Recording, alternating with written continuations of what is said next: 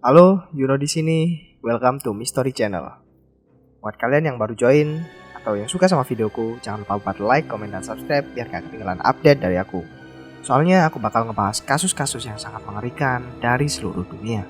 Dan di video kali ini, aku bakal ngebahas sebuah kasus dari Vincent Chin yang dihabisi gara-gara menegakkan keadilan dan juga menghapuskan rasisme. Jadi gak perlu lama-lama lagi, langsung aja ke ceritanya. Kalian pasti pernah dengar gerakan Stop Asian Hate. Jadi gerakan ini tuh rame banget pada saat COVID kemarin. Meski begitu, bukan berarti masalah kebencian terhadap orang Asia tuh mereda. Karena faktanya, emang kebencian terhadap orang Asia tuh bukan pertama kalinya yang terjadi di Amerika Serikat. Nah, di video ini aku bakal nyeritain kalian tentang seorang Vincent Chin yang berusaha untuk menghapuskan kebencian terhadap orang Asia dan juga menegakkan keadilan. Oke, pada tanggal 19 Juni 1982, saat itu Vincent masih berusia 23 tahun. Yang mana saat itu dia dan ketiga orang temannya tuh lagi pergi ke sebuah bar gitu buat ngerayain, karena minggu depan Vincent ini mau nikah. Ya, perayaan pesta bujang gitulah. Tentu aja, selain Vincent dan juga ketiga temannya, ada juga pengunjung lain yang bernama Ronald Evans dan juga anak tirinya yang bernama Michael Nitz. Diketahui Evans sama Nitz ini emang suka pergi ke klub. Nah, malam itu mereka ini ngelihat Vincent sama ketiga temannya tuh lagi nyawer sexy dancer. Tapi entah kenapa, mereka tuh kayak tersinggung gitu pas ngelihat Vincent ngelakuin hal tersebut. Karena itu, Evans kemudian melontarkan kata-kata rasis dan juga kata-kata yang gak enak didengar gitu. Terus menyuruh sexy dancer untuk tidak menerima apapun yang diberikan sama Vincent dan ketiga temannya. Dan dari situlah situasi jadi makin panas, karena Vincent dan juga Evans ini terlibat adu mulut. Lalu di tengah perdebatan itu, teman Vincent yang bernama Jimmy ini gak terima, terus ngebelain Vincent dengan cara menyerang secara fisik kepada Evans. Itu aja, Evans ini gak mau kalah gitu aja dan balas mukul Jimmy dengan sebuah kursi. Akibat kerusuhan itu, mereka pun diusir sama satpam dan disuruh keluar dari klub tersebut.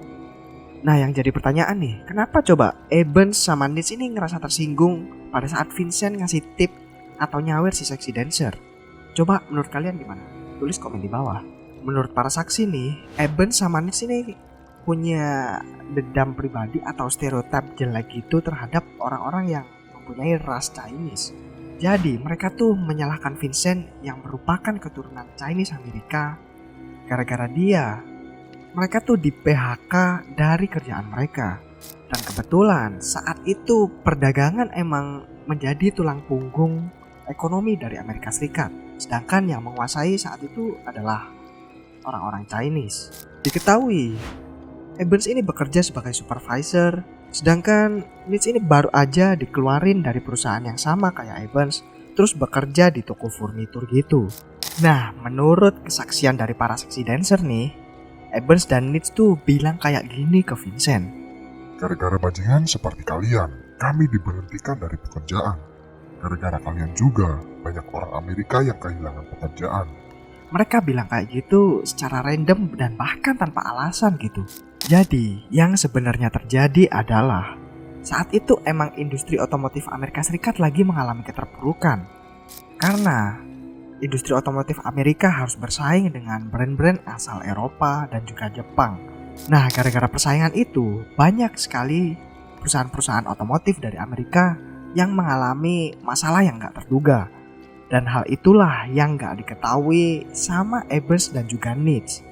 Ya intinya mereka ini goblok aja gitu. Cuma main salah salin aja tapi gak tahu apa yang sebenarnya terjadi. Nah terus apa hubungannya industri otomotif Amerika Serikat yang merosot dengan Vincent Chin? Oke, aku ceritain dikit tentang Vincent nih. Jadi seperti yang kita tahu, Vincent ini adalah keturunan Cina, tapi sayangnya dia adalah yatim piatu. Kemudian dia pindah ke Amerika karena diadopsi sama orang tua angkatnya yang bernama Bing Chin dan juga Lily Chin. Nah, hal itulah yang dibuat Evans sama Nitz ini sebagai senjata untuk menyerang Vincent. Padahal sebenarnya dia ini nggak salah. Tapi menurut Evans dan Nitz, Vincent ini salah cuma gara-gara dia tuh mempunyai keturunan China aja. Oke, sekarang kita lanjut ke pada kasus Vincent tadi. Setelah Vincent dan teman-temannya beserta Evans dan juga Nitz dikeluarkan dari klub, mereka lanjut gelut di parkiran klub. Kemudian Evans ini ngambil tokat baseball dari mobilnya yang tentu aja ngebikin Vincent dan teman-temannya tuh ketakutan dan kabur dari sana. Tapi setengah jam kemudian, Evans sama Nitz ini malah nyewa preman yang bernama James Perry untuk menghabisi dan mencari Vincent beserta teman-temannya. Hingga akhirnya Evans sama Nitz dengan bantuan James Perry tadi berhasil menemukan Vincent dan juga teman-temannya. Kemudian mereka langsung memojokkan Vincent. Dan di saat itulah Evans ini memukul kaki Vincent memakai tongkat baseballnya yang dia ambil tadi. Tentu aja abis dipukul Vincent gak bisa berdiri dong. Karena itu Nitz sama James Perry tadi menahan Vincent untuk tetap bisa berdiri. Kemudian Evans lanjut menghabisi dan menghajar Vincent dengan memukul kepalanya berkali-kali. Nah kebetulan kejadian tersebut dilihat oleh 2 orang polisi yang sedang tidak bertugas dan juga saat itu lagi nongkrong di McDonald's sekitar sana. Tentu aja 2 orang polisi tersebut langsung terjun ke TKP meskipun tindakan mereka sedikit terlambat. Kemudian pas Evans sama Nitz ini ditahan sama polisi, mereka tuh masih sempet-sempetnya bilang kayak gini, Saya tidak bermaksud menyakitinya seburuk itu. masih gak mau ngaku gitu loh. Ya pokoknya mereka tuh denial kalau mereka telah melakukan kejahatan yang seburuk itu. Karena tindakannya itu, Evans sama Nitz ini dibawa ke kantor polisi terus diinterogasi. Tapi anehnya gak lama kemudian mereka tuh dibebaskan dari semua tuduhan. Ya gak kaget lah kayak polisi di negara Konoha. Sementara itu, Vincent sendiri dilarikan ke rumah sakit. Tapi sayangnya dia mengalami koma dan akhirnya meninggal di rumah sakit 4 hari kemudian pada tanggal 27 Juni 1982. Nah yang ngebikin sedih nih, pada hari itu seharusnya Vincent melangsungkan pernikahannya, tapi semua itu harus gagal karena dia harus meninggal pada hari tersebut. Gara-gara hal itu, keluarga dan teman-teman Vincent yang seharusnya menghadiri pesta pernikahan Vincent kini harus menghadiri upacara kematian dan pemakaman dari Vincent. Lalu setahun kemudian pada bulan April 1983, Evans dan Nitz ini dijatuhi dakwaan pembunuhan tingkat 2. Tapi karena pembelaan mereka diterima sama hakim, akhirnya tuduhan tersebut diganti menjadi pembunuhan tidak sengaja. Charles Kaufman atau hakim yang memimpin kasus ini berniat akan menghukum Evans dan Nitz ini dengan masa percobaan 3 tahun, atau gampangannya mereka ini mau dibebasin bersyarat gitulah, dan juga didenda sebesar 300.000 US dollar masing-masing dari Evans dan Nitz. Nah yang ngebikin curiga dan juga janggal nih, hakim membuat keputusan ini tuh tanpa memberitahu pengacara Vincent. Dan konyolnya lagi, Charles Kaufman masih bisa-bisanya loh berusaha untuk membenarkan keputusannya dengan bilang kayak gini, Saya tidak berpikir bahwa memenjarakan mereka akan memberikan manfaat apapun bagi mereka atau bagi masyarakat. Anda tidak membuat hukumannya sesuai dengan kejahatannya. Anda membuat hukumannya sesuai dengan penjahatnya. Dia malah bilang kayak gitu. Ya intinya Charles Kaufman ini berusaha untuk membela dan juga membenarkan keputusannya tadi. Gara-gara keputusannya itu, masyarakat pun marah banget kepada Charles Kaufman dan juga menganggap kalau denda sebesar 300.000 US dollar kepada Evans dan Nitz tuh dianggap masih sangat kecil untuk denda bagi seorang yang telah menghabisi nyawa. Ya intinya sih kayak nggak sepadan gitulah antara denda dengan kejahatan yang sampai menghilangkan nyawa gitu. Karena itu masyarakat pun melakukan demo besar-besaran untuk menuntut hakim memberikan hukuman yang lebih berat kepada pelaku yang telah menghabisi Vincent.